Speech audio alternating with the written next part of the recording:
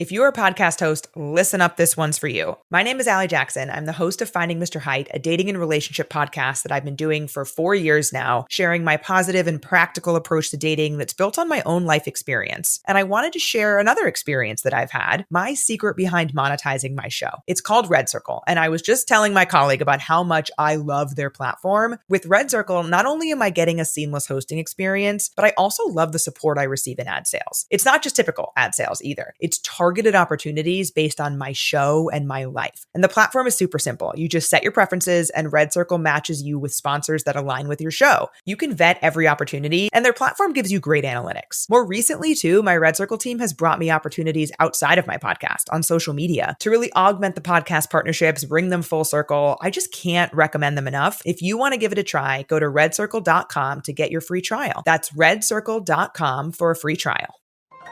This is a podcast from Minute Media.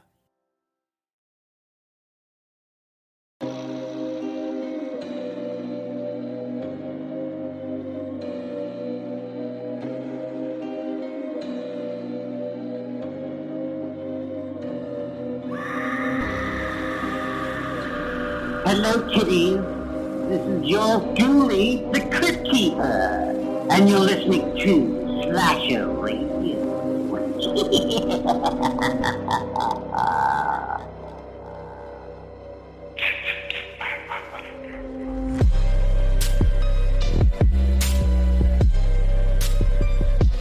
Happy Halloween. You're listening to Slasher Radio. My name is Mikey Bones, and I am joined by my fellow host, Rob Humphrey. What's happening, Rob? What's going on? You in the Halloweeny spirits, man? I mean, I was trying to be, but you made me pause Halloween 3 so we could do this, so... You're welcome. You shouldn't be watching that. Bad movie. We don't have Kat this week, though. Kat had an adventure, it seems like. Yeah. Hopefully she'll be okay and she'll be back. Yes. Or she may be dead as you're listening to this. We don't know. I feel like we would have to change the opening to this night. Poor Kat. But we are joined by... I don't want to call her a special guest, Rob. I'm not going to do it. She's a pain in the butt. She's a special guest. Is she? Yeah, she's a special... No, how is she not a special guest? Because she's a pain in the ass. Oh, well, I mean, so are all the other special guests we have on. This is very fair. All right, special guest, Allie Surreal. What's happening, Allie? Oh, hi. Oh, hi. As always, thank you for the great introduction. You're welcome. That's what I do. I build you up, Allie. Mm-hmm. Thank you for joining us. Happy Halloween and whatnot. Happy Halloween. Happy Halloween. We have an interesting movie this week. We don't usually talk about stuff that's like new. Well, it's new in most people's eyes. We'll get into all of it later, but we're talking about Talk to Me. I don't remember exactly how we landed on Talk to Me, but here we are. See, I don't know. My thought process, we were having trouble figuring out what we had some stuff scheduled that got moved around. November, we'll be able to talk about that stuff soon. Our schedule is going to be a little redonkulous, not gonna lie. This week is obviously Halloween. Next week we have Kat's birthday pick. Oh fuck, we don't even know what that is now. No, I know. Oh no. Rob, do you think we could message her hold and on. tell her to wait like an hour and then tell us maybe? Is that fair? Yeah. All right. So we'll find out Kat's birthday pick, and you'll find us, well, if she even has it yet. We don't know if she's even ready. But next week is Kat's birthday pick, and then we have a Patreon show to make up because, like I said, we had some stuff juggled and scheduled, and everything got moved around.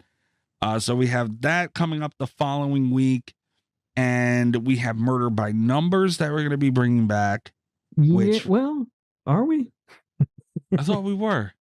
I mean, that was the schedule got so confusing to me that, I mean, I was hoping we were going to be able to fit it in, but I don't know.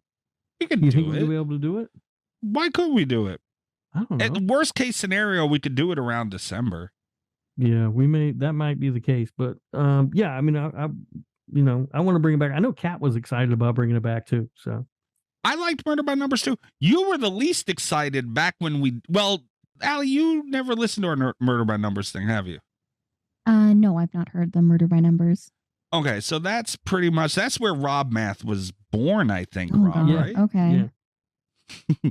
So we picked 3 franchises. The first time we did the big ones, Halloween, Friday the 13th, Nightmare on Elm Street, and we rank each franchise. And then at the end, we go through the master ranking of all 3 of those franchises together. Okay. Right. So each week we rank one of the franchises, and then the 4th week is the total. So we didn't do it last year, but we're going to be doing it this year. We're still kicking around the franchises that are going to be in it. I believe we're all picking a franchise, right, Rob? Yeah, that was the idea. It's just to make things a little easier, honestly. Yeah. It less arguments are involved if we're just like everybody just pick one. That's not true, because I believe Kat said Saw, and you argued with her. We already did Saw. We didn't rank them for Murder by Numbers. Yeah, but we already did it. You just don't want to watch them again. Maybe. The truth. There are a lot of them. There's a lot of movies. And not, I don't know. But so that we have that coming up, I guess we can kind of, we have some Dead by Daylight stuff coming up too. Like I said, things got moved around, and when things get moved around, planning has to be done for certain things, and it just doesn't line up sometimes. So the back end of this year is going to be really fucking hectic for us, and good for the listeners though, because But then we get into December, and then we got to start looking at the slashies at some point. Yeah, for January, it's a lot. It's a lot, and then right around the corner from that, we got Murder Madness. Yep. Which I haven't even started thinking about that. I don't want to start thinking about that. But anyway, so we're throwing out a bunch of things. New listeners, you might not fully understand all that, but go back and listen. I don't know what to tell you. But either way, so we have a lot of shit coming up. But I wanted to make known that we didn't forget about the Patreon episode. So that will be coming up. We will, you're going to get all of them. They will not be missed. So we will get to them. We got a lot of stuff to get to. We got a lot of stuff to get to today. We have a text message. We're going to get to some horror news. We're going to talk to me. Sound good, guys? It works. Got a lot of house cleaning to get out of the fucking way this week. Jeez. Yeah. And I'm all thrown off because we're not recording at a normal time. No, we are not. Everything's all messed up. Yeah, it's terrible. Completely fucking weird. Yeah. Rob, do you know what that sound is, by the way? No? It's in Dead by Daylight when you stun Michael Myers with a pallet. That's the sound he makes. Play it again. There's 2 of them. There's this one and this one. Oh, but don't forget about this one. Michael Myers. You motherfucker, you. That's the best one. Yeah. But why does he sound like a Wookiee? I don't know. That's why it's so funny. Like that's coming out of Michael Myers is really funny. Michael Myers sound like Chewbacca. Yeah, he does. Anyway, 917-397-KILL. Trace the call. It's coming from inside the house. That's 917-397-5455. If you would like to leave a text message, a voicemail, text we read on the show. They sent a text message? Yes. What, did you not know we do that again? News to me. All right. We've had Allie, you've heard text messages on the show before, I'm assuming? Yeah. Yeah. Yeah. So this one I'm going to take a little bit of fault on because we had a week where we didn't do a show recently, and that's when this was sent in. So it didn't get read on that week. And then last week, I'm going to be honest, I forgot. Not going to lie. So it was a little delayed. So my apologies to Tasha. I did apologize to Tasha for it. This is the mashed potato thief, Rob. I know. I was just actually looking at a potato meme too that made me laugh, and I thought I had to send it to her, and then you said her name. Pretty funny. Everything happens for a reason, Allie. Oh, damn it. All right. Tasha's text message reads, "Hi guys, it's Tasha," waving emoji. She an emoji user. Just wanted to say my watch list has grown way too much after the 300th episode. So thanks for the recommendations, even if they weren't all horror. Cough, cough, Rob, cough, cough. And why she got to be the way she is? and then she put a fish. You think somebody who had an endless supply of potatoes would be much happier? But it's not. Then she put she put a fish emoji, Rob. Oh, That's you got to live with that now. She did that to you. All right. And then she said, "I can't wait to watch Funny Games." Oh, this one's great for you. What is the problem? I don't know. Oh no, she said, "But Mikey, ... Come on, man. Oh, this is like Amber wrote this. How do you ask these deep questions and have so many unmet expectations with a great, oh my God, satirical film like Cabin in the Woods?" Here we go. But cling to movies like Leprechaun harder than good sauce clings to pasta. You're killing this girl all of a sudden. You're killing me, Smalls. Last but not least, cat keeping awesome. Tasha, what the hell is that? She put a heart emoji too, Rob. Yeah. Cat is not awesome. Cat's not even here. That's how unawesome Cat is. It's a hard point to argue. She hit everybody. We both got hit, but Cat, man, I don't like that. I know. I told you she's Cat's friend. Tasha, this is bullshit, man. I met you first. You gotta remember that we were friends first, Tasha. What the hell is this, the pasta thing and Leprechaun? Cabin in the Woods bad. I'm sorry. This is never gonna change. We're just not gonna see eye to eye. No. What do you think of Cabin in the Woods, Allie? I liked it. See, there you go. Case closed. Allie likes The Shining a lot. She wrote an essay on it. Nobody talking about The Shining right now. We're talking about Cabin in the Woods. Don't change the subject. God damn it. Look, Cabin in the Woods fans, I don't know, Shark Fizzle, this might count for you, buddy. I don't like it. It's not going to change. Like, can I stop hearing Leah and everybody else? It's over. I watched it for the last time I ever have to watch it in my life. I put it behind me. Leave me alone about this movie now. I've said everything I could say. And Leprechaun is great. What a text message. Jeez. All right. You guys want to get into horror news? Yeah. Oh, we actually have some? Yeah, we do have some. Sweet. Rob, I think maybe we should put a disclaimer on these text messages and stuff that would, like, they can't be attacking us like that. Yeah, and I thought there'd be a character limit. She went on and on and on. Jeez. It's not the longest text message we've gotten.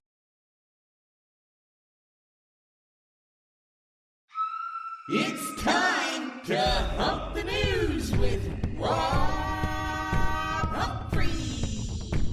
He's not a genius.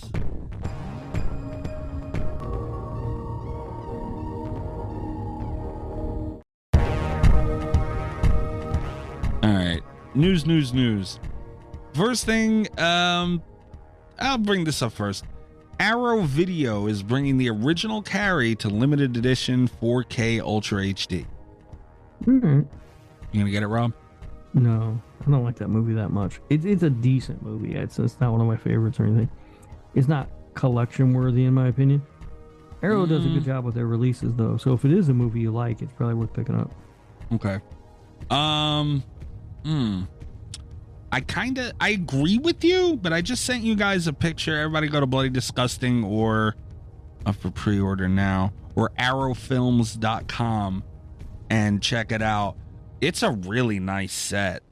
Yeah, it looks nice. I mean, I don't need that though. Yeah, but you don't collect DVDs either, Allie. That's true. Allie's not a physical media person, huh? I'm tell not. her all the time. She does collect. She has vinyls though, Rob. I do collect vinyls. Oh, okay. Yeah, well, that's good. So this one might be collection worthy just because of the box and everything else. No. Hold on, do I have to go look at it? I was looking for something on my phone. Hold on. Oh, God forbid. Put the potato memes down. Now. Yeah, stop looking at potato memes, you weirdo. That's pretty cool. I mean, I don't like these theater cards and stuff though. Like, I don't get excited about it. The poster, like, I don't get excited about that stuff because it's gonna sit in the box anyway. The poster, I hope I one day need to get in my basement and clean that bitch out. I'll put the poster up when I get the space for. I have so much shit I don't even have room for now. So but the cards now. Yeah, I never put those posters and stuff up, so they just sit in the box anyway. A poster came with my House of a Thousand Corpses set, Rob. Oh yeah? You throw it in the trash? Absolutely not. That's where I'd put that one. No, it's sitting in the case. Yeah. Yeah. Okay, next up, I learned about this as I was looking for news right before we recorded. Chipotle is bringing back the burrito. Allie, what is this? I never heard of it before. If I remember correctly, you just go to Chipotle dressed as a burrito. You get like buy one, get one free burritos, which is a hell of a deal. Yes. Hold on. I got it. Hell of a deal. There. Yeah. Hell of a deal. Yeah, it looks like that's what it is. Chipotle has announced they're returning the burrito with the national $6 entree.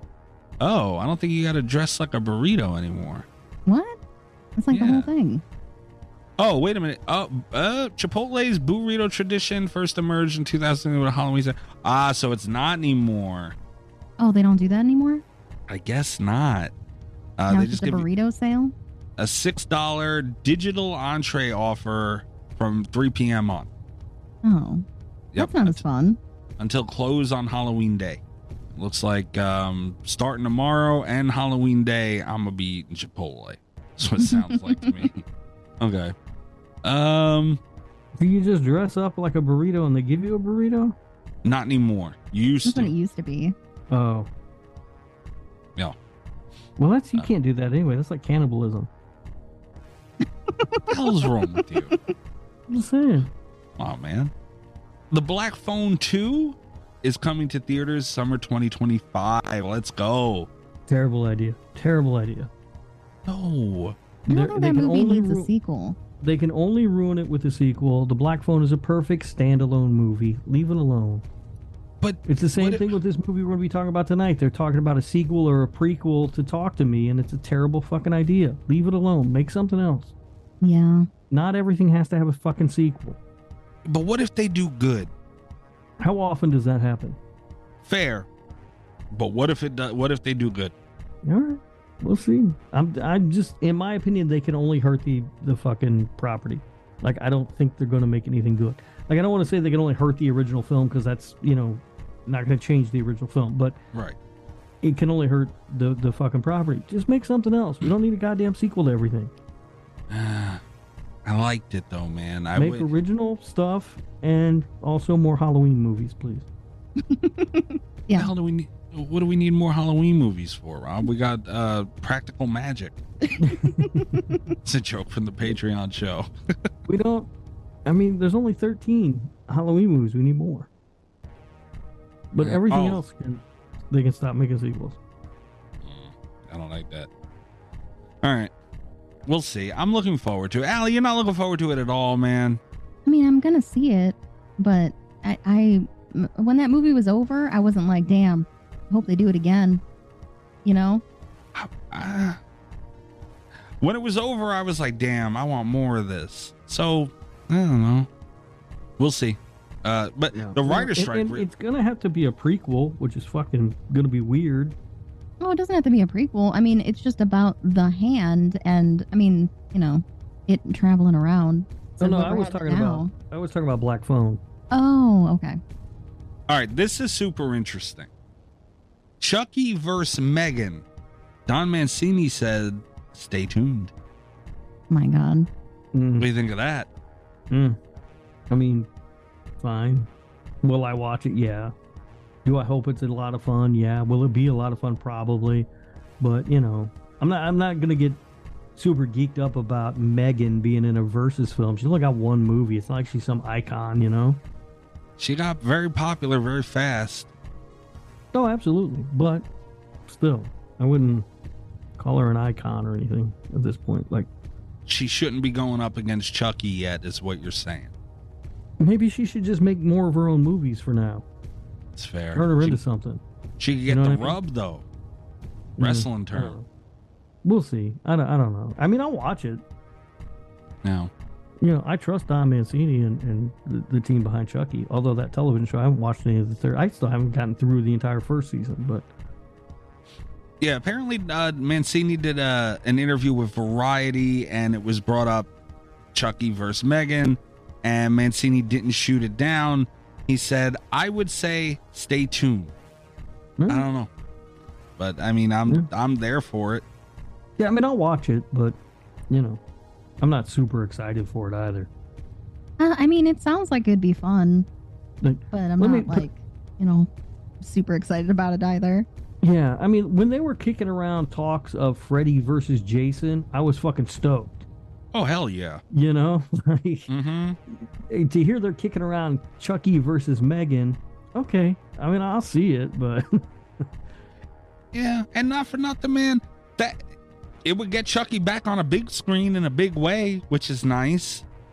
yeah, Honestly, the whole and I really like the first season of the Chucky TV show. Did not like the second one and where they went.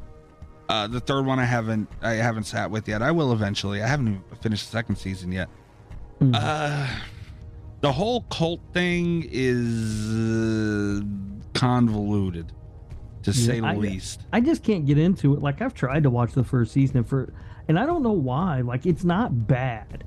Like, when I sit down and watch the show, like, I don't ever think it's bad. It's just I don't get sucked in the way that I wish I would, and so ultimately I just kind of stop watching it, and I haven't been able to make it through the first season.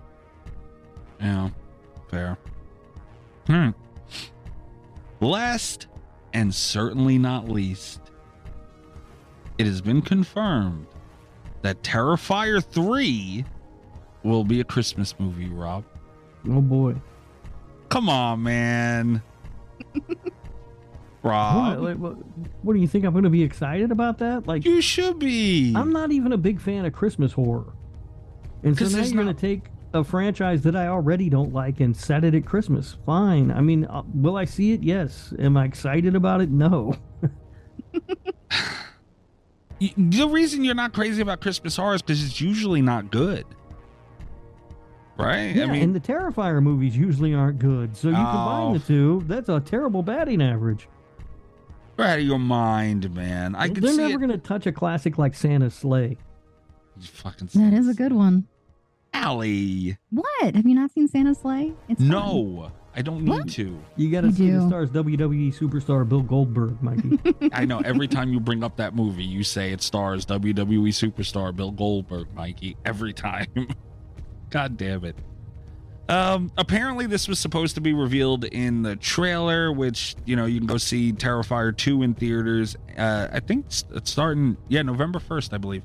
They're going to be playing the trailer exclusively there. I'm sure after the first showing, it'll be all over the internet bootleg, but whatever. And it was supposed to be revealed then, and they had posters, and it's got Art the Clown wearing Santa's face as like a fucking reverse hoodie or something. I don't know. And the face has a beard. It's Oh, like a yeah. bear. Yeah, like he's being Santa. Rob, that's awesome, man. Come on. That's stupid. I'll never These understand movies it. just haven't been good yet. Terrifier 2 was good. No, it's not. It's a convoluted mess. It's But it's better also than the good. first one, but it's not good. I thought it was great. I like Allie, it. are you? Yeah. See? Allie likes it. We're not talking about that. We're talking about Cabin in the Woods. Allie, you excited for Terrifier 3? Yeah, I want to see it. I like Christmas horror movies, and it'd be good to have a Terrifier one. I want to see what they do. Besides wear Santa's face. I want to see him do that first. Oh, yeah, definitely. He kills Santa, Rob. Art the Clown kills Santa. Mm. Nothing. He didn't kill Bill Goldberg's Santa, I'll tell you that. Goldberg would have speared his scrawny little ass. Son of a bitch. All right. The poster itself looks cool too. I mean, it's all over the internet, but it's Art the Clown holding an axe in front of a Christmas tree, wearing a Santa hat and Santa's face. I don't know how the fuck you're not looking forward to this. There's something wrong with you. And I always like to point out when Terrifier comes up, Rob, you have to admit, this is very good for horror. It is good for horror. Absolutely. Yep. And not just horror, but like independent, new Yes. sort of IP horror. Yeah. So good for them on that. Absolutely. Terrifier 2 hit Terrifier 2 hit theaters October of last year, and it made $11 million in the box office, which, man, like, that is, for as limited as that thing was, phenomenal that they did that. So, and it's healthy for the genre. Rob, you have to support it. I did support it. I've seen that movie more than you have, Mikey. You've seen it 4 times, right? Yeah. Yeah, I think you've seen it more than me. I think I've seen it like 3.5. I'm rounding you. You're getting there. I kind of want to keep you watching it more than... Watch it again so I can watch it one more time, Robert. I ain't watching it no more. You just pass me if you want. I've given 10 hours of my life to that fucking thing. I'm done. That's hysterical. All right, that's all I have for news. So, if you want to, I talked to Kat. If you want to check the group chat, Mikey. Are you shitting me right now? And Oh boy. All right. and you're gonna have to. Oh wait, hold on. I've got one for Allie too here. So I'll just send this to Allie directly. Oh, okay. So she can see what we're talking about here. Mm-hmm. But I'm assuming this came in anonymously from one of our beloved listeners. Yeah, I guess that means this is the Gabagooli Mystery Corner. Oh, wait. Where's my button? Where's my goddamn button? Crazy idiot! Get the fuck out of here! You! Go ahead, go back to turning tricks and Hoboken, you pain in the ass! Gabagooli Mystery Corner, where our listeners anonymously send in Italian memes making fun of me for being Italian. This has nothing to do with horror. They just do it because they're buttholes. We try and explain the memes on the show, and the memes themselves go up on Patreon. What the fuck is this? Fun. Oh, hell no.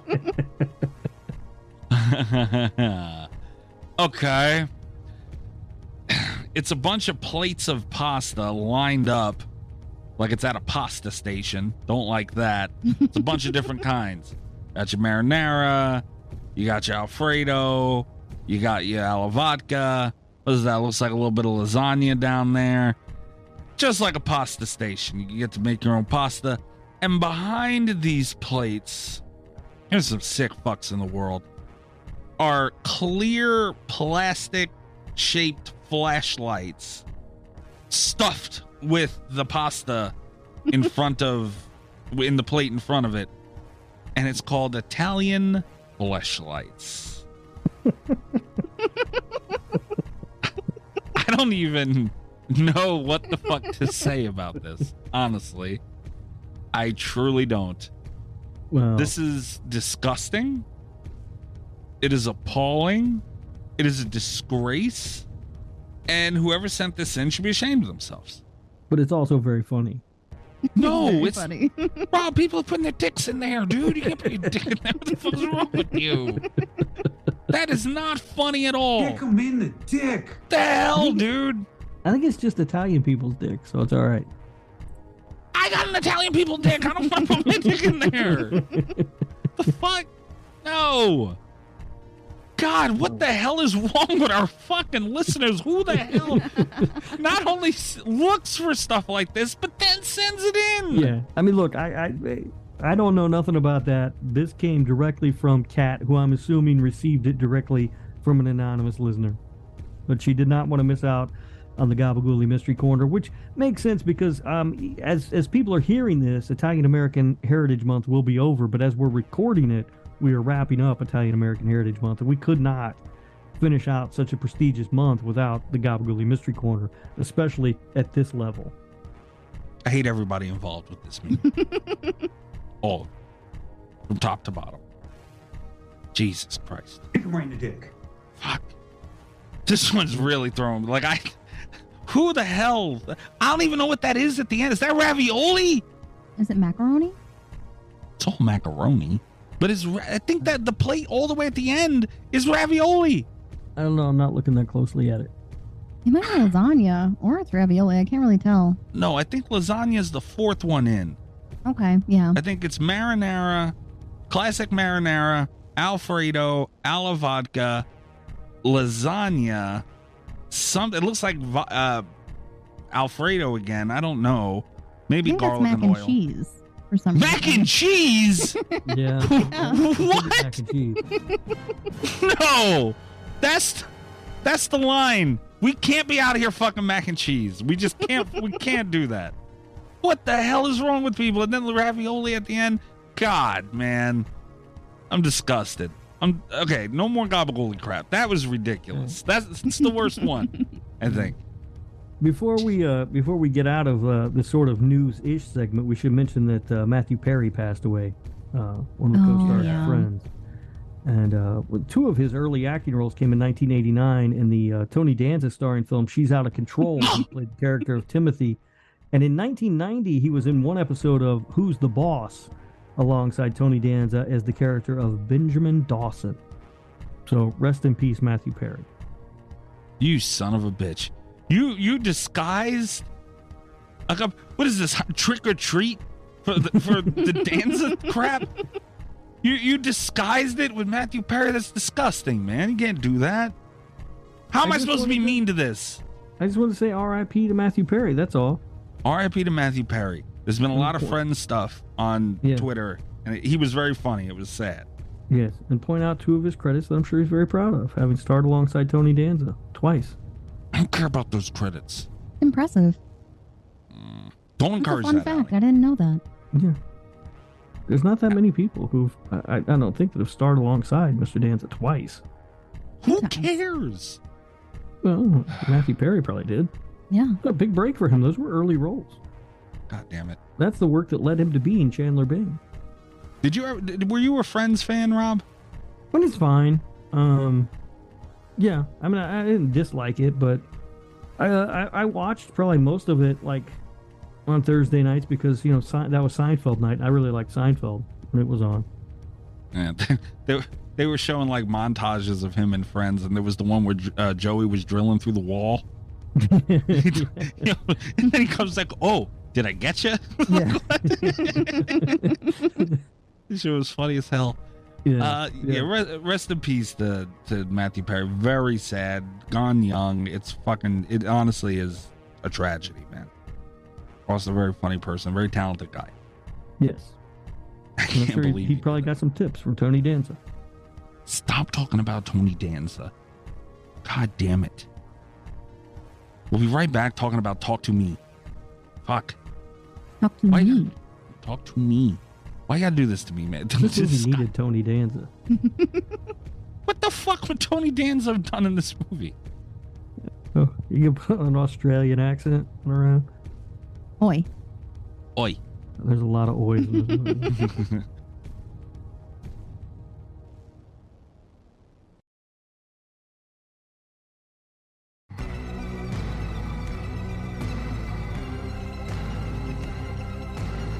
All right. Talk to me. This, Rob, was it you that was talking to me about the release of this thing? Well, I saw it as part of it was a mystery movie when I saw it. So Regal Theaters has this thing called, I don't know, it's a mystery movie. I don't know what the fuck they call it. That might be what they call it. I don't know. But basically you pay $5 for a ticket. You go to the theater. You don't know what movie you're going to see. The only thing they guarantee is that it's a brand new movie that has not released yet. They usually show it about a week and a half before its theatrical release date. They give you an estimated runtime. So the runtime is normally like in the app, it'll be listed at like an hour 45 for like an hour 30 movie or whatever. You know, it's usually somewhere in that neighborhood. Right. So they give you a rough idea, and then they give you the rating for the movie. But that's all you know. They don't tell you. They don't give you the genre, nothing. You just show up and they start the movie, and that's how you find out what you're watching. It's a lot of fun. I've seen some good movies that way. But Talk to Me was one of them. So that's how I saw it in the theater. And it was hilarious because I had never seen a horror movie as a mystery movie before. And these things, I mean, they pack the theater for these things. At least here they do. Because, you know, it's $5, whatever.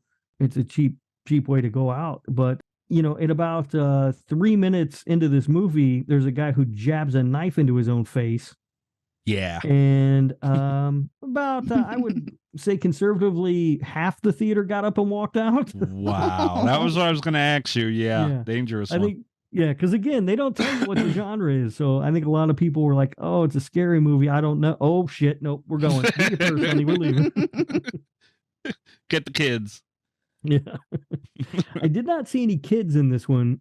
It is a big family thing, though, too, right? Because if you got a wife and a couple of kids, all of a sudden, you know, movies get expensive. But if you can go for you know, $20 in tickets, that's a good deal. But people usually check the ratings. I don't remember seeing any like kids in there or anything. But yeah, people cleared out of there pretty goddamn quick. That was going to be my question. Like, did anyone get up and leave? Yes. That's a lot, man, to take in. Even us as horror fans, that was a great scene. But it was like, whoa. Yeah, and we're used Yeah. to that shit. Yeah, but it kind of comes out of nowhere, like you're really not expecting it. Yeah. And so yeah, it happened, and I was like, "Oh shit, that's awesome!" And then I noticed about half the theater getting up and walking. I guess they disagreed. I don't know, but the people who stayed, they loved the movie. Oh yeah. Let's start with that scene because it was great. The movie starts off. You get that right away. I went into this. Allie, you told me. Well, I seen it around. People was talking about Talk to Me, and Allie, you wanted me to see it. I wasn't, because Allie's made me watch movies like Velocipaster and things of that nature. So I'm Classics. weird. Bangers, yeah. Bangers, she says. Okay. Yeah. So I'm weary when doing that when Allie tells me to watch something and when she says it's good. So I didn't go in because Allie does like some good stuff. So I was like, all right. I didn't say it's not going to be good. I said it better be good. And I went in and I'm like, okay, let's see what happens. And that was in like the first, 5 minutes? Yeah, right off the bat. Yeah. And it comes from out of nowhere. Obviously, this kid's in bad shape. I guess we should be spoiler careful, even though. But yeah. Anybody who's listened to this show should know that we are going to spoil the shit out of this movie at some point. But I don't feel bad about saying that because it's literally within the first 5 minutes of the movie. And I'm sorry, you can't spoil a movie for something that happens in the first 5 minutes. You just can't. Yeah. But yeah, like they did such a good job to where they pulled you in right away with, okay, what's going on here? And then they hit you with that. And it's like, what the fuck? So, and I love when movies do that. Like, I don't know about you guys, but if you can do something if you could do something outlandish at the beginning of the movie, show me but that's the thing. You have to follow up throughout the movie. That can't be the craziest thing in the movie. And it's over with in the first few minutes. But yeah, that was like mild compared to the rest of this movie. It was a good opening scene. It was well shot. I think it was like one shot, wasn't it? If I remember correctly. Yeah, I think it was.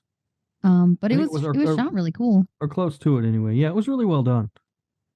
And then that happens and you're like, oh, and it grabs you right there. Yeah. Yeah.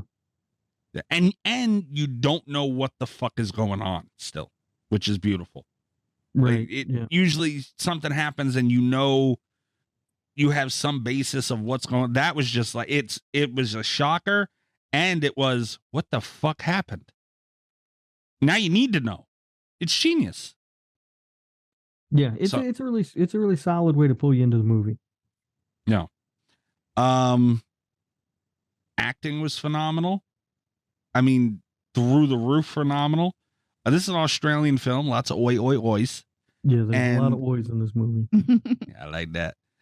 But it sometimes a foreign film of any degree, there's sometimes a loss of, I don't know, like certain things get lost, even though it's in English and everything else. But it's, like just some things of the culture and stuff like that is different, and it sometimes lost here. That's kind of why I like Australian films, because their world seems to be very similar to ours, at least in movies. Dude, the Australian hip hop that is playing in this movie is hilarious. Yeah. I loved it. It was so good because it's just like American hip hop, but they're talking about like Australian cities and stuff, and they're doing it with an Australian accent, and it's amazing. What do you mean? You don't like American hip hop? Hey, rip out my shirt if you love me. Oh my God. I mean, I'm just saying it's not as funny as Australian hip hop because it's in an Australian accent, which is hilarious to me. Yeah. But man, the scenes of, I guess there's really no way around spoiling this thing. If you haven't seen it yet, honestly, this is one of the best movies I've ever seen. Does anyone think I'm out of line for that? I'd say one of the best movies this year for sure. It was on my top 100 list. Yeah, I don't think I seen it before that. No, I couldn't have, Allie. It wasn't on mine. No, you didn't. No. So, damn, I have to redo the fucking list. So now, I forget what's getting pushed off for it. But off the top of my head, Like it would easily be top 50. Easily. And I'm approaching like probably pretty easily top 30. Am I out of line for that, Rob? Hold on, I'm looking to see where I put it. Somehow my top 100 has 102 movies on it. I don't know how that's happened. The hell? I don't know. Probably counting for the No. ones that aren't horror movies. The hell knows what I did. Like number 1. Yeah. So I had it at 72. Seems Just low. above It Follows. And What's just above it? below Yeah. Invasion of the Body Snatchers. No. Yeah, I don't know where I would put this thing, honestly. I'm not going to go through it now. Allie, you said the best of this year. So you wouldn't put this as like one of your favorites of all time? It may or may not be on my list. May or may not be. Wow. I'm shocked. Go ahead, It Rob. was released at a festival, so for me, it was a last year movie, a 2022. That's what I was thinking earlier. So it's not even really new, Yeah. technically. Just no one really heard about it until recently. And I have it at 21 of last year. Okay. And that's movies overall, not just horror movies. Okay. See, my thing with this is if I'm looking at, making a movie, the acting, cinematography, all that stuff put into one, it's phenomenal. But it's not something I can sit and watch a lot. Because they did too good of a job with just the scenes from so many levels, man. The chaos that they were able to capture, the effects that they used doing it, and the moods they were able to set. Like when that girl thought her mom was talking to her dude, you could like almost feel that.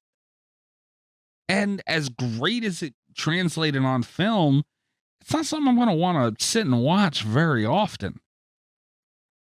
Yeah, the performances are great, especially when especially the lead actress, when she's playing possessed.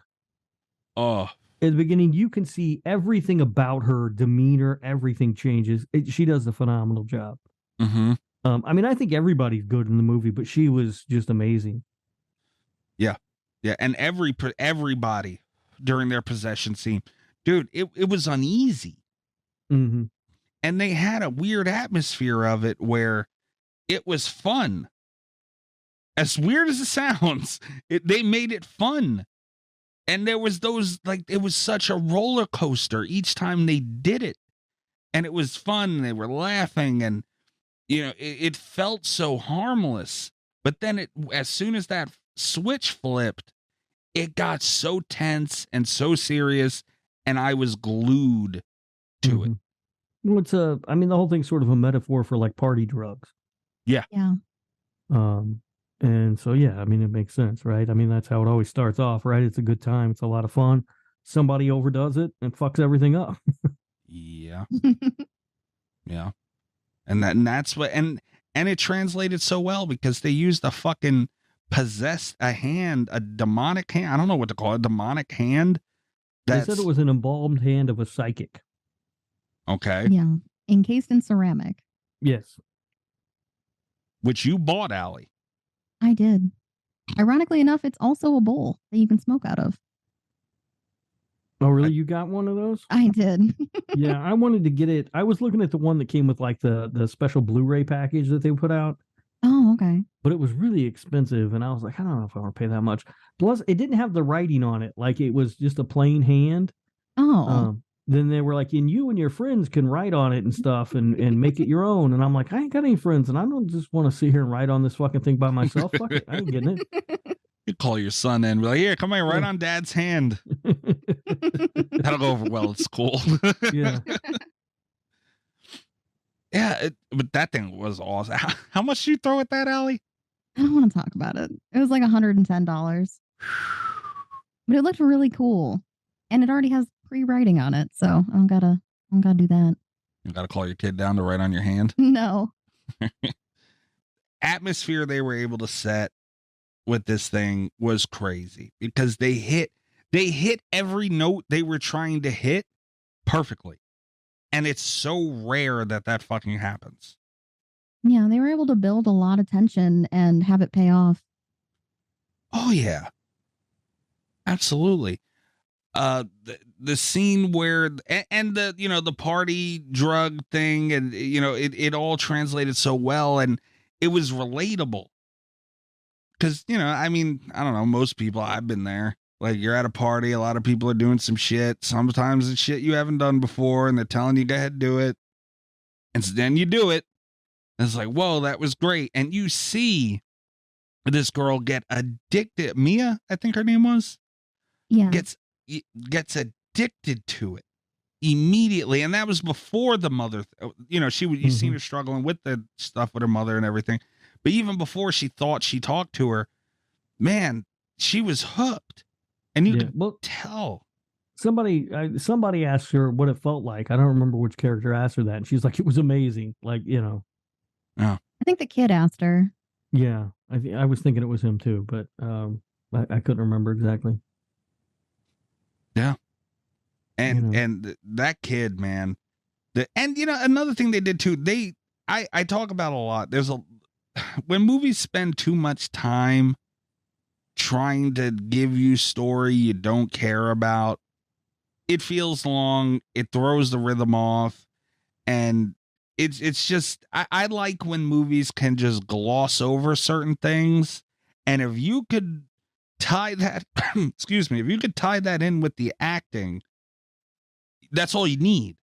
They'll be able to portray the story visually, and you could tell by their body language and their reactions and everything else, and it's perfect. And that's what they did here.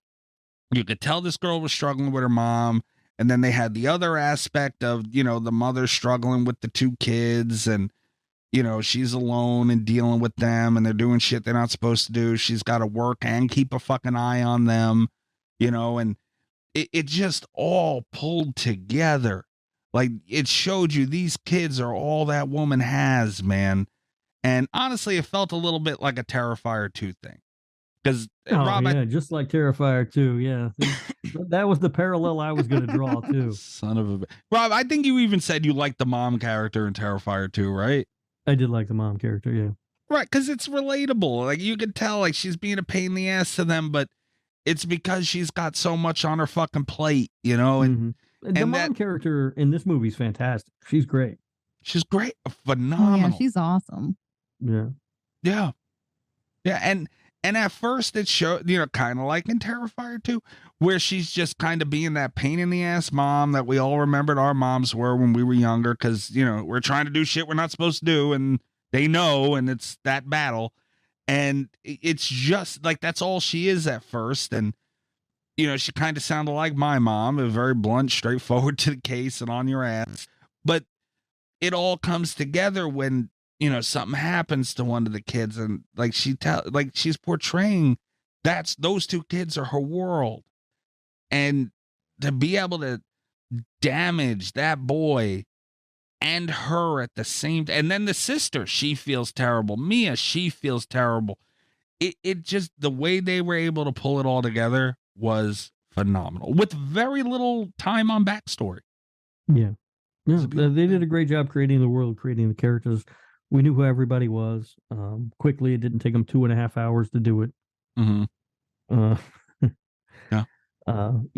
enjoyed it. I think that the funny thing about this movie was I had heard of it before I saw it at the mystery movie thing, and I was on the fence about seeing it because it was made by YouTubers. And when I hear YouTubers, I typically am like, oh, fuck that, nope. But I got tricked into seeing it, and they made a great movie. Was it? I didn't know that. You knew that? Yeah. Yeah, I knew that. Oh. Yeah, I was actually looking up to see, Danny. Okay, so brothers or family, some sort. That's crazy, man. And you know what? It goes to show, if you know how to make a good movie, you know how to make a good movie. Period. And it's kind of nice that we're in an age like that now where, it's sometimes unfortunate because people don't know what the fuck they're doing can make movies. if they have enough Yeah. money or resources to do it. For better or worse, anyone can make a movie now. Yeah, I never heard of these kids. I'll look into them really quick. Kid's 30 years old, man. He made one of the greatest movies I've ever fucking seen. That's crazy. I want to talk about the possession scene with the boy for a minute, because that was crazy. You know, he sees them all partying around this thing and having a great time, and then he sees some cool shit happen. And, you know, Mia's telling him it's great and everything else. And when I expected the kid, like, watching that scene, you felt something bad was going to happen to the kid. This was my ride on it, guys. Mm-hmm. You felt something bad was going to happen, and they faked you out in a couple different spots. It made you think, oh, he's just going to die using it because he's like not breathing and all that stuff. And then at that moment, I was like, oh shit, okay. And then they switched to it being Mia's mom talking to her. And then it's almost like they made me forget that this kid's in danger, because they pulled me into that. And she's telling her, wait, no, I'm talking to my mom, don't end it. Then that kind of reminds you, oh shit, wait a minute, this kid is she's in this kid, or whoever it is in there. And then it just hell breaks loose. And it was one of the most amazing things I've ever seen. Yeah, it's well done. And it does, in a weird way, sort of place the blame on what happened to Riley on Mia, right? Yeah. Absolutely, it does. She makes them not end it. Right. And she's the one who agrees to let him do it. His sister says no, he's not doing that, leaves the room, and then Mia says okay. Which she should have, right, she should have never let him do it even in the first place. And then she, like Allie said, made it even worse. Yeah. So that's, I think a slasher radio stance is, let's not let children do drugs. Yes. Yes, that is the stance.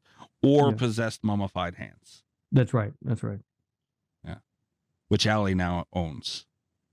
I don't own yet. It's on pre-order, so. Oh, it's a fucking pre-order, Rob. Yeah, they ran out of the first thing, so. Damn. How long did it say? How long? It said end of December. Mm-hmm. That means you'll have it in July. It could. If it's anything like vinyls, you'll be lucky to have it in July. Yeah. Yeah. Allie, what'd you think of that scene? That scene was hard to watch. It was very well done though. Very, like, you thought you knew what was going to happen, and then like the mom thing.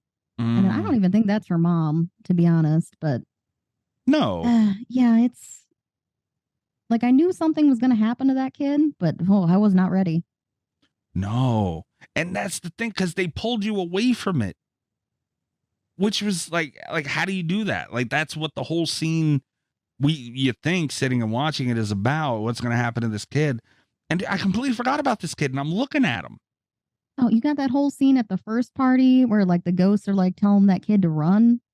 Like, you know something terrible is about to happen to that kid, but it makes you forget because you got this sweet mom voice telling her she loves her and all that shit. Yeah. I was not ready. No. And again, Mia's acting. Dude, she folded when she heard that visually. Like her eyes teared up. She got she was possessed with being able to hear from her mother. And you know, I don't like that, because I looked around a little bit on this movie, because I love this thing. I cannot get over how well it was done, and I wanted to see if it was just me, like if I was overreacting to it. But it was mostly good that I seen. But you know, a lot of people were like, "Oh, it makes no sense. Why would she think it's her mom?" It's like, well, yeah, but when you're in that moment, you don't fucking know, you know, and you're so desperate for it that you believe it. And I don't, God damn it. And I don't ding them at all for that. No, I don't ding the movie for that. I have some other issues with the movie, but not that. What are your issues, Rob? Let's hear it. I just think the rules of what is happening, the rules of this world aren't well defined throughout it. We're sort of given information about what's possible or what's going to happen or what the rules to this thing are, and then they're just completely disregarded and broken later. What do you mean? I think that we see things happen that probably shouldn't be able to happen. I don't know. I don't know if it's that the rules, I guess I said the rules are being broken. I don't know that the rules are being broken. I just don't think they're very well defined. I thought they were pretty well defined. What in particular? Well, for instance, we are told that the longer that they're in you, the weaker they get. We don't really ever see any evidence of that. I don't quite understand. Yeah, that's true. I don't quite understand how they are able to do things in the real world, like when the fake version of Mia's father attacks her. Like, that doesn't make sense to me. I didn't like that. I think that's because she went over 90 seconds. No, I get that. I get all that. That's the whole reason any of this happens. But I still don't understand how they're able to affect things in the real world in that way. Like, I get it that if they were able to affect the decisions that she made, like what we see at the beginning of the movie with the guy who stabs his brother and then jams a knife in his face. Yeah. That I get. They made him do that. But to flat out just attack her doesn't make sense to me. I just don't think it's I don't think it's well defined. I didn't like that either. That was the one thing I didn't like about this movie, was the thing with their father attacking her. And that was kind of what I took from it too, Rob. Like, it didn't, from everything else we seen, that was kind of, it was out there. It was like, okay, even like the thing with the foot, that was weird. It was that fucking guy throughout this movie. Hey, he made out with a dog and then woke up to somebody sucking on his foot. And again, it doesn't really make sense to me how that happened. And we're given rules that I think are seen that aren't necessarily true later on, but I don't even really ding it for that too much, because that would happen in reality, right? It would become this sort of urban legend thing where people would just, because when they're trying to help Riley, there's a lot of guesswork going on because they don't really know. Yeah. And that doesn't really bother me, but I anytime they're guessing about how, it's like Final Destination with the Tony Todd character. He always seems to just be guessing how to fix it and stop it, but he doesn't really ever seem to know, but he seems so sure of himself at the time. And they do that throughout this movie, and I find that to be a little bit annoying. I did say that when that dude's brother from the beginning had said, "Oh, it's weaker," and I out loud said, "How the hell do you know?" He dealt with his brother with it, sure, but obviously that didn't go well. It didn't seem weak in that moment. No, it didn't seem weak at all in that moment. No, but again, we don't know. It could have been worse. It just didn't seem. There was no. I don't know why they would have said that, and they didn't propose it as, I think it gets weak. It seems to get weak. He said it gets weaker. Right. He says it as a fact. Now, I will say that in Riley, we do see it get weaker. Yeah. We have evidence that with him it got weaker, but never with Mia. No. Yeah. And then the only other thing that really I won't say hated, that I did not like about this movie is that when the little girl takes Mia, lets Mia come in so she can see where Riley is on the, in quote marks, other side or whatever. Yeah. I hated that. I do not like that in movies in general. I don't ever want to see the other side. Leave that a mystery to me. I agree. Yeah, that's fair. Yeah, and I did not like that, and those weird flashes of, like, I don't know if those people were eating him or they were fucking him or what they were doing. I have no idea what was going on there. Why? Two things can be true. What the hell's wrong with you? You can't say that. Jeez, Rob. No. What the hell's wrong with you? Are you going to beep that?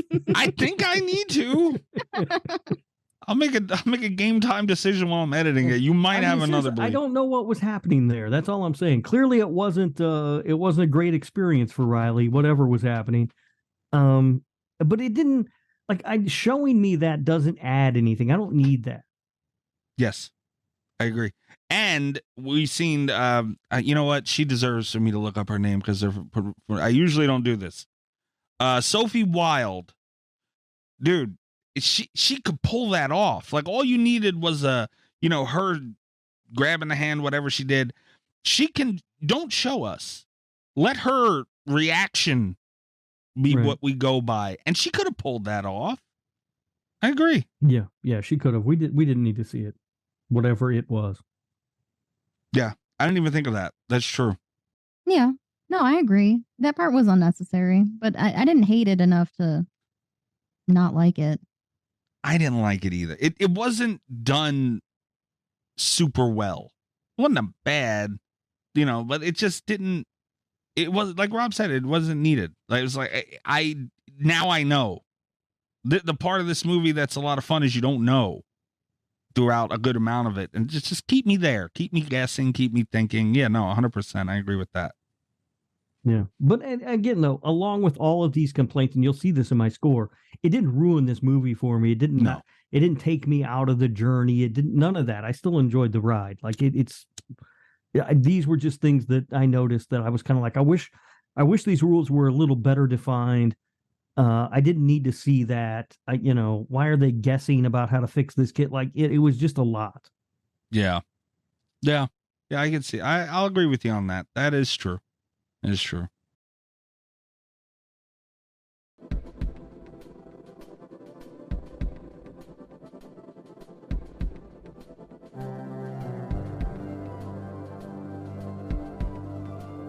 And I didn't mind the vagueness of the rules, given like that hand. It's got all those names on it, like it's clearly been passed around a lot.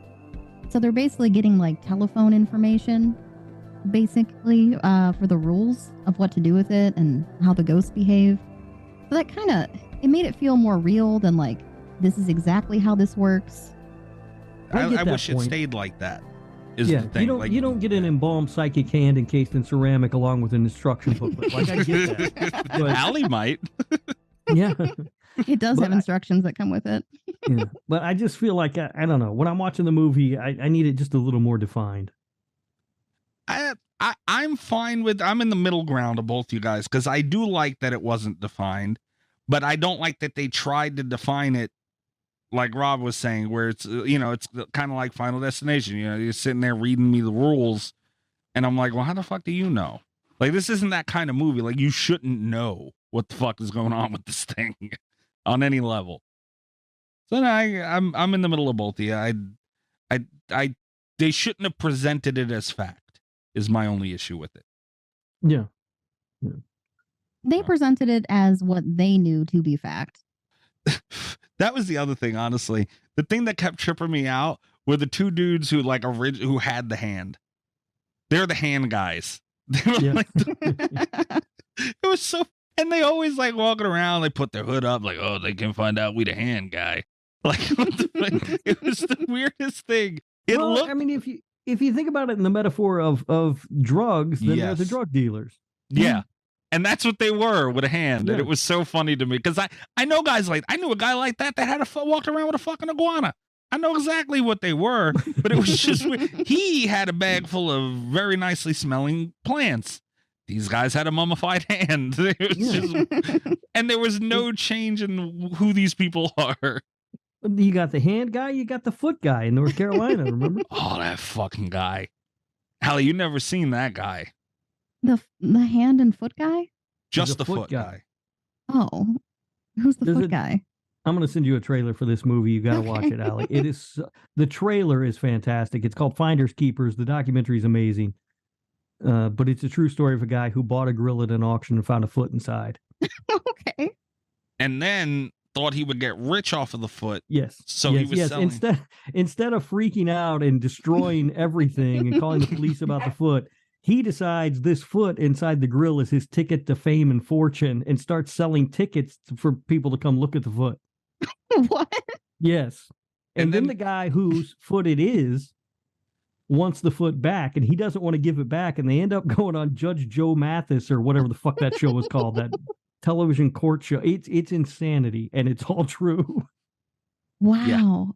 Yeah. How do you just leave your foot in a grill and come back later like, hey, my foot? It's a complicated story. I bet. And they're all rednecks. Nuff said. Yeah. Yeah. Could you imagine seeing a foot? Like, I'm rich. It's a foot. That fucking guy. Watch about half of the documentary. The other half is sad and boring. It starts out, I will say, the documentary itself starts out really funny and absurd, but it does actually start to become this heartfelt, really sad story. It's a very good movie. It is. The problem is the beginning is so ridiculous, it kind of invests you a little bit to be like, how the fuck did this end? What happened? Yeah, so you got there. I just sent you the trailer. You can watch it, Ali. It's hilarious. Yeah. But yeah, it's so you had the hands guy, you got the foot guy. I mean, it happens. I guess. But yeah, that was tripping me out the whole time. They had fucking teenage weed dealers walking around dealing a mummified. They weren't even selling time, but they were just going around doing it. They're the worst hand dealer of all time. Well, I think they were filming it for like their TikTok or something. They were getting views. True. That's the currency with teenagers, right? Yeah, they had to do their uploads, get their likes. Likes and views. That is money. Wild, isn't it? That literally does translate to money. Crazy. Yeah. It can anyway. It can. We haven't quite mastered it yet, but apparently you can. Allegedly. Yeah. So we're dancing around spoilers with this thing somewhat, I guess. The ending I find to be a little ambiguous, yes. Which I don't mind. The Thing is one of my favorite movies ever, and that has an ambiguous ending. Mm-hmm. Do you think? I'm trying to think of the best way. I there's no spoiler-free way for me to say it. Yeah, there isn't. Yeah, I guess I don't know if we can discuss that or not, really, and be spoiler-free. Yeah. Watch the movie, I guess is what we're saying here. Yeah. I think she pushed her. That's what I was going to ask. Do you think she threw herself into traffic, or did her friend push her? I think either way, she wasn't going to do it. You think? Based just on the foreshadowing from the kangaroo in the road thing. Like, I don't think she was going to be able to do it, but I think she threw, I don't know. Either way, she wasn't going to do it. Mm-hmm. The only thing that made me, and I noticed that on this second watch, that made me think maybe her friend pushed her is because the wheelchair that Riley's in is tipped over. Mm-hmm.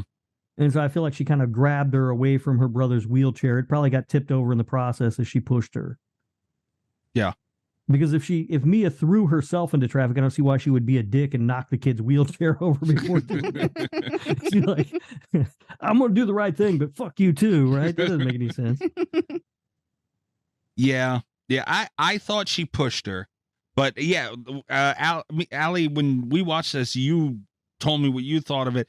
And that was very interesting because I thought when I was looking at it, it was either she was going to do that to push this kid into the traffic, or, the kid's sister pushed her and stopped her. I didn't think the depth of she wasn't going to do it anyway. And, that was that, because that's even sadder. Because honestly, it's not like Mia would have done this herself, it's not like she is a bad person.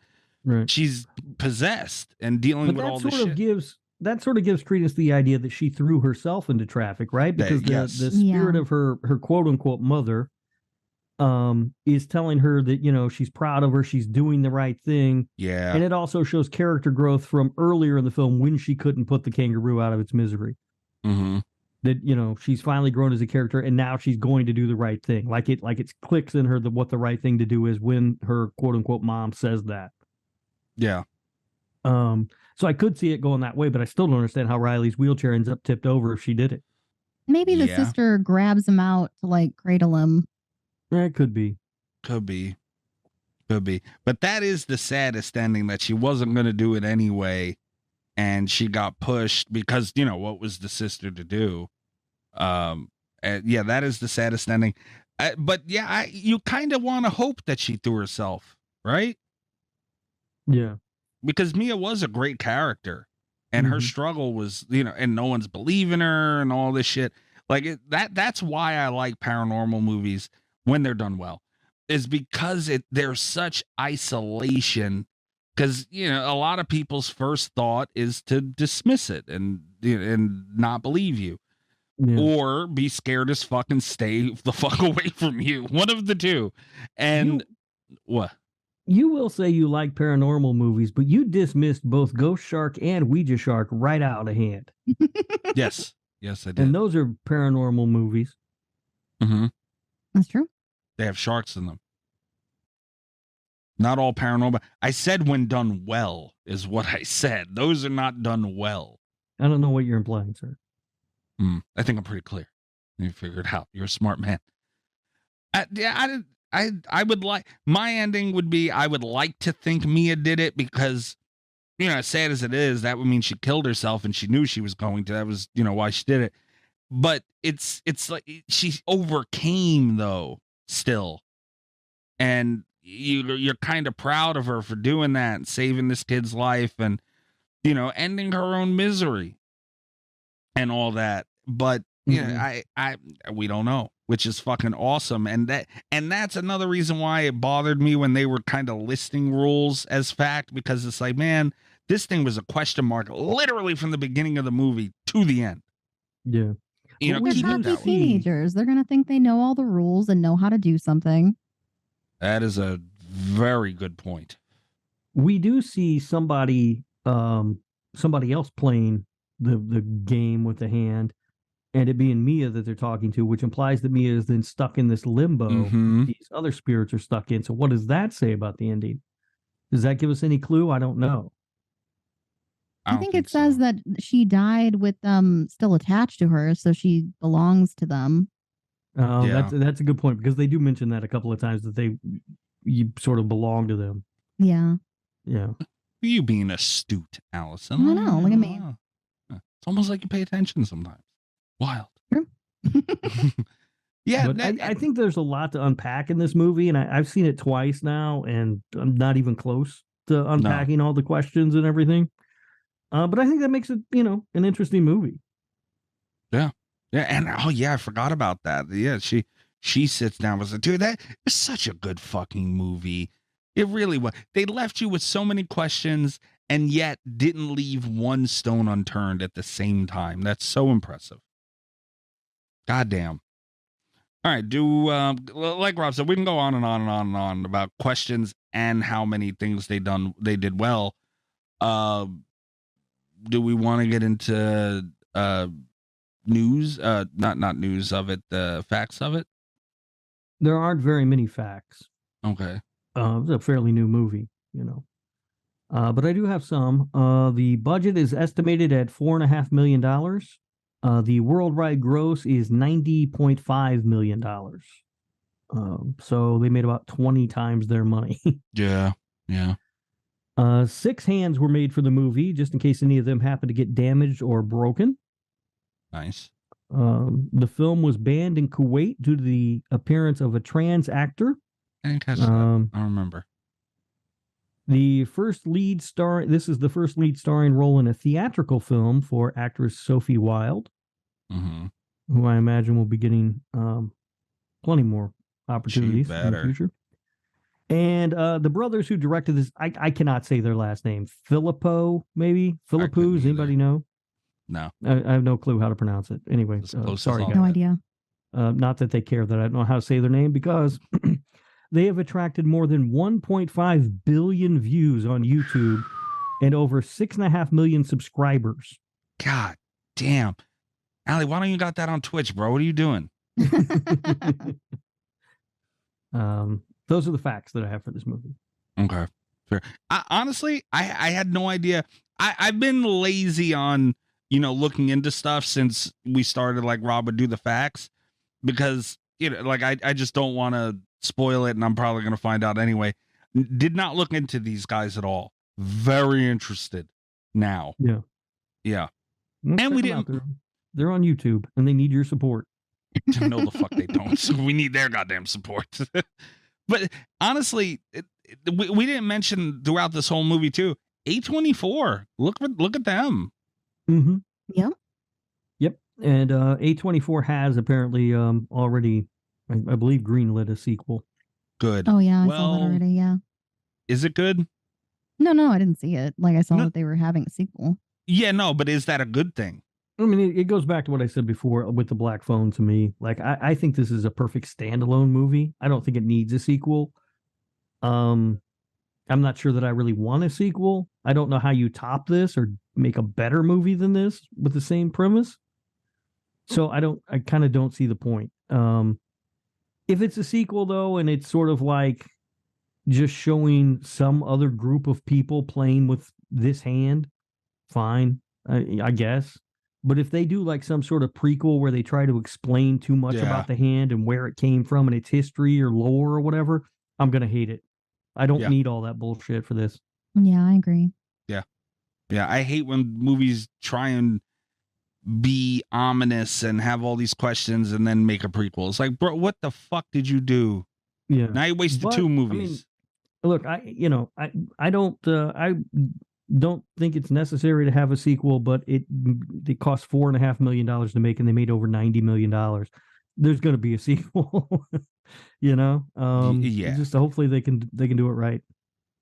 Oh yeah, absolutely. All right. So, are we ready to port with this thing? We are. Do you want reviews? Do you want? Oh, you got reviews, Allie? I do. Oh, look at Allie showing up. Wow, look at you. Okay, Allie. It's almost like she knows how this show works. Almost. Listen a couple times, huh? I heard it a couple times. All right, once or twice. But on IMDb, it has an average rating of 7.2 out of 10, and Rotten Tomatoes, the tomato meter is 94%. God and damn. The audience score is 82%. Okay, that's better. So yeah, they're a little bit off. Yeah. Yeah, I pulled a 1-star, which I didn't think there was going to be, but there turns out there'd be a lot of them. People are so fucking stupid. I swear to God. I pulled a 1 and a 10. Which one do you want first? This is the one out of the way, right, Rob? Yeah. All right, 1 star. Not worth to watch. Is the title. Okay. The director insults the intelligence of the viewer. We know that this movie is scary, but the element of imagination is very basic. It seemed that more noise was used to make it look scary than scary elements. You notice that the actors forget their mistakes in a very childish way and repeat them again. The script was very lame. Throughout the movie, you are looking for something special to surprise you, but it doesn't happen, and you are faced with repetitive and very weak scenes. The movie was not only not entertaining, but also very boring and basic. I was not expecting a very special movie, but this movie was very boring. That review was very boring. I know. Did they watch the right movie? With you. Are they sure they... What? Not worth to watch. Not worth to type, dumbass. Yeah. That was Shark Fizzle. Yeah. He didn't even watch it, and he's said there's no way. Yeah. All right. I disagree. Candy bar?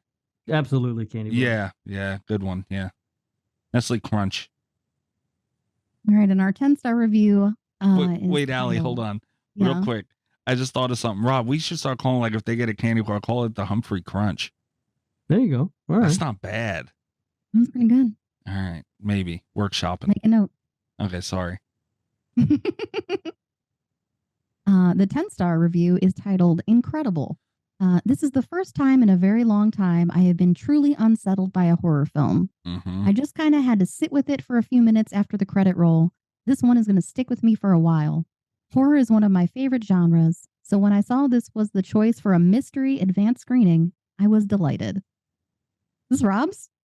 Everything about this film was completely on point. The story, the acting, the special effects, the cinematography, and the direction, all of it was just amazing. Was I horrified? Yes. Was I thrilled? Yes. Did I like it? 4 dots? Yes. I'm- 4 dots. Wow. Am They I did 4 going to dots. see it again? Absolutely. Nice. Wow. 4 dots. That's a lot of dots. 3 is the, what was that, Allie? 3 is the way to go? 3 is an ellipse. Yeah. It's the Oh. appropriate way to. Yes, Oh, 3 dots. Yeah. Any more? What are you doing? Sometimes I'll do 6. That'd be a double ellipse. Double lips? Holy shit. Yep. Wow. Oh. Anyway. Really keep you in suspense. All right. Honestly, I'm still not exactly. I'm a couple of points off. hmm So, does anybody want to go first? Rob, you usually have yours ready, right? I've got mine ready. I also have Cats. Oh, Kat wrote a statement. She did. She did. Holy We got a shit. statement from Kat. Do you want that now? Oh boy. Always See, here we are. I've never had to deal with a Kat statement before, but I've had to deal with a couple of yours, Rob. Right. Mine are always a great time for everybody involved. Yours always pisses me off. There's never been a What do I time it do? hasn't. You know damn well what you did. And I wish you wouldn't do it. What do you think, Allie? You call it. I don't know. I feel like it's pretty safe either way. What you do now? All right. So we've got a statement from Kat, R.E. from the desk of Lady Velour. God damn it. See, already. Motherfucker, Kat. Talk to Me was a surprising gem in what was a slow horror season to kick off the year. I didn't get the chance to rewatch it and reserve the right to adjust my Portnoy upon rewatch, but my theater memory score is an 8.4. Okay. It's not There you bad. go. All right. Not as annoying as I thought it would be either. I thought maybe she would try and It's- pull I mean, it's you not in like there. one of my statements, though. It sure was not. That was a good statement, Kat. I could have did without the Lady Velour and RE stuff, but good You're statement. going to make it official, Mikey. Since when? Since when do we have to make anything official in here? All right. Rob, do you have yours ready? I do. Okay. And overall, I really, really enjoyed this movie. And I saw it, like I said, it was at a mystery movie screening. I didn't know what movie I was going in to see. And when I came out of the theater, I thought it was really great. And I was real pumped about it. And I kind of was curious as to whether or not that was just sort of because it was that advanced screening sort of, you know, they talk about festival goggles that people get. Like at film festivals, people will rave about movies that actually aren't really that great. And I was wondering if there wasn't some of that effect to it. And I hadn't watched it since until I watched this yesterday.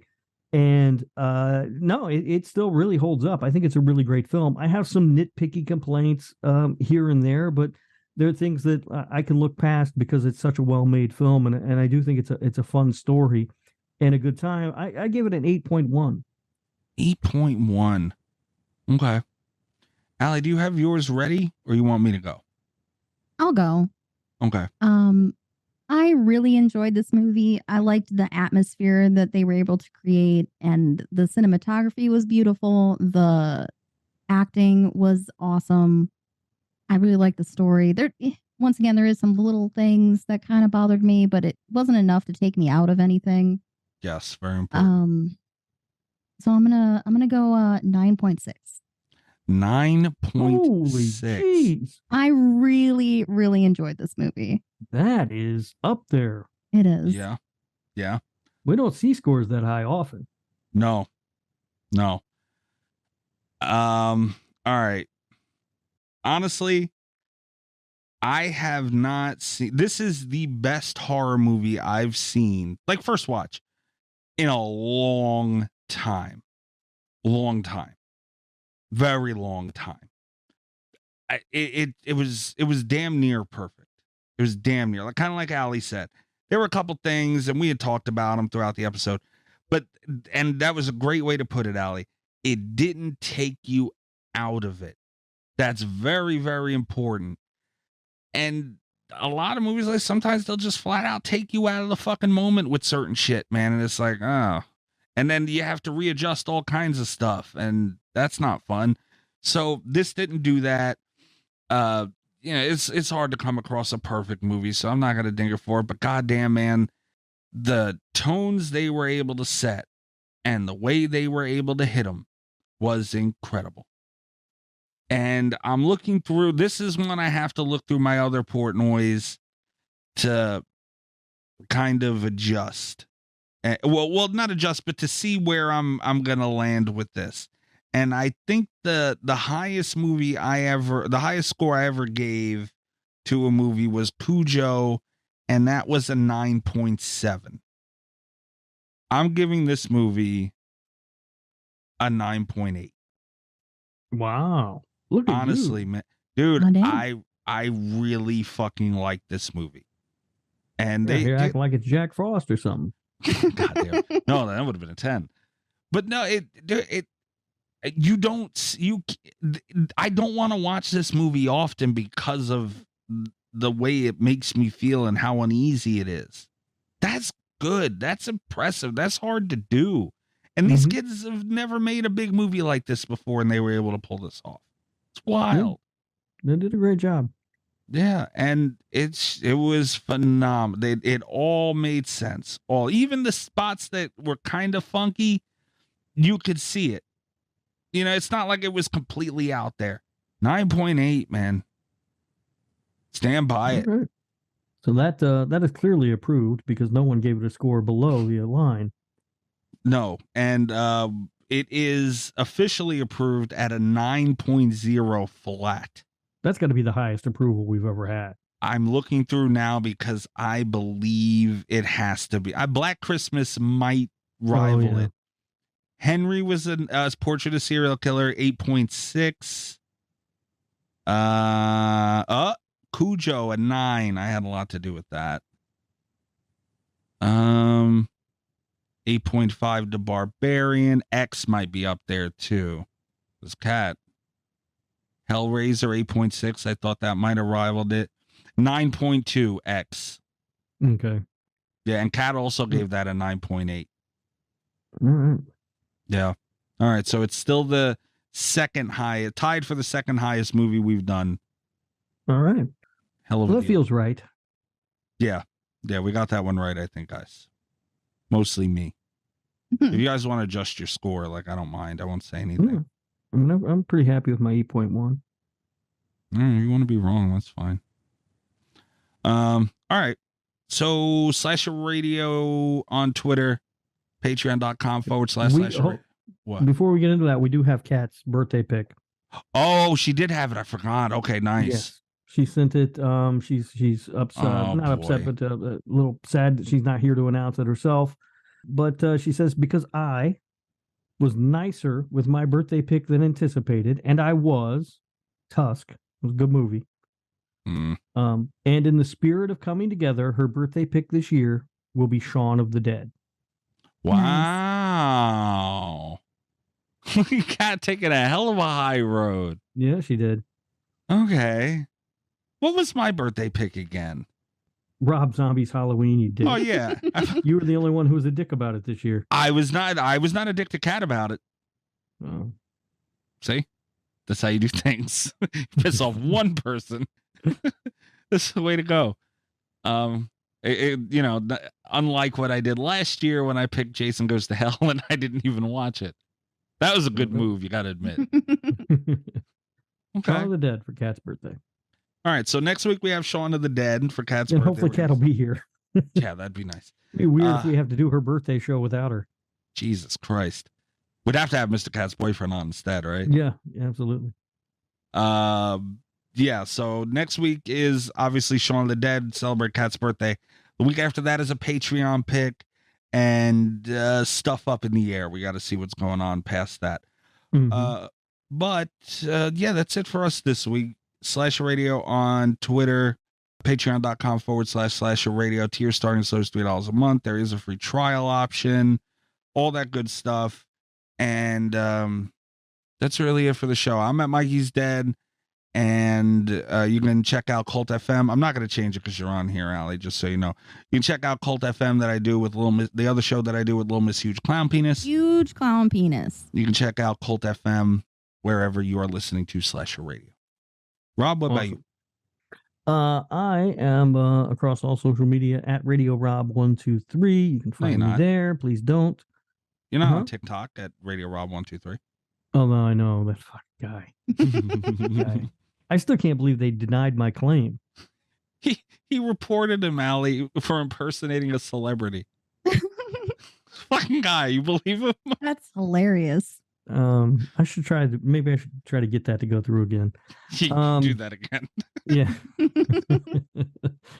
But yeah, so but in most places at Radio Rob 123. If you want to find me on TikTok, you can. I don't even remember what the name is on TikTok. I don't ever post anything there. I only use that to watch Greg's lives and some other funny videos that I see on there every once in a while.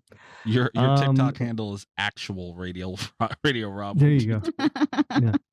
And that's right. I made it actual Radio Rob 123 and then followed the guy that has Radio Rob. You petty motherfucker, dude. I forgot I did that. That was a long time ago. So anyway, yeah, that's that. You can also listen to the show that I do with Kat, the Nick fucking Woo Cage Cast, which is available wherever you are listening to Slasher Radio. Nick effing Woo, you got to search. Oh, that's right. Yeah, you got to search for effing. They won't let you say fuck in the name of your show. Yeah, just like we won't let you say here. Oh, but you just said. Yeah, add it to the counter. God damn it. I'm up to 26. Rob, you're at 43. That's a lot. At the end, for the slashies, we have to go over the final tally for the bleeps of the year. Yeah, we got to remember to do that. Yeah. Oh, I won't There's forget. a lot of slashy stuff I got to remember to do, and I haven't even thought about yet. Yeah, Allie, you got some bleeps on here, too. Nice. How many? 3. I got to work on that. No, you don't. Also follow Kat at @Kat_Velour, VOLEUR. I think she's at Kat Velour on all other ones.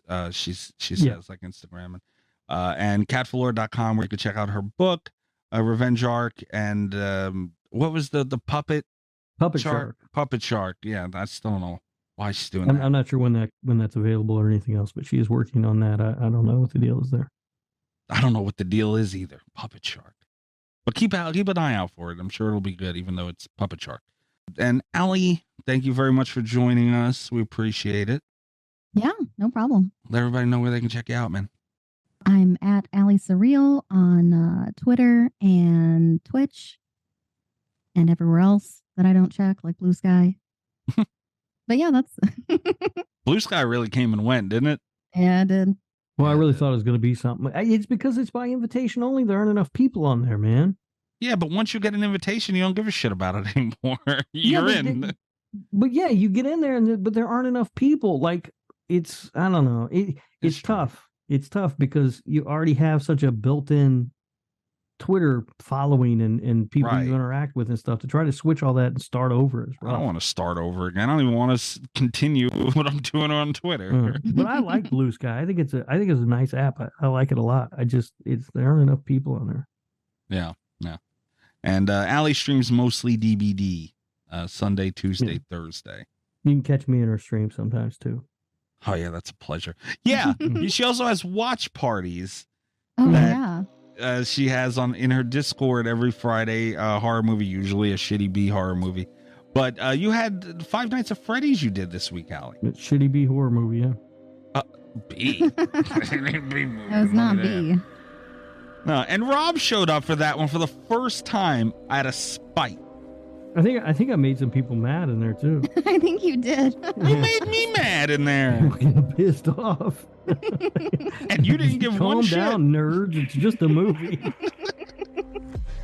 I know you had at least one person in there pissed off me. You showed up the only time you showed up at one of Allie's, and she's had movies with your name written all over it. House Shark and everything else.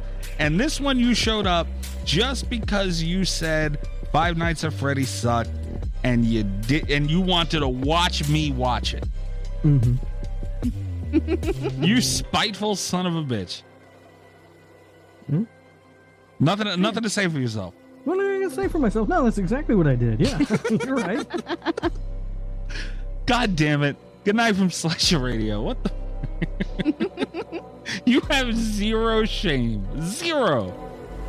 All the best with Slasher Radio Podcast.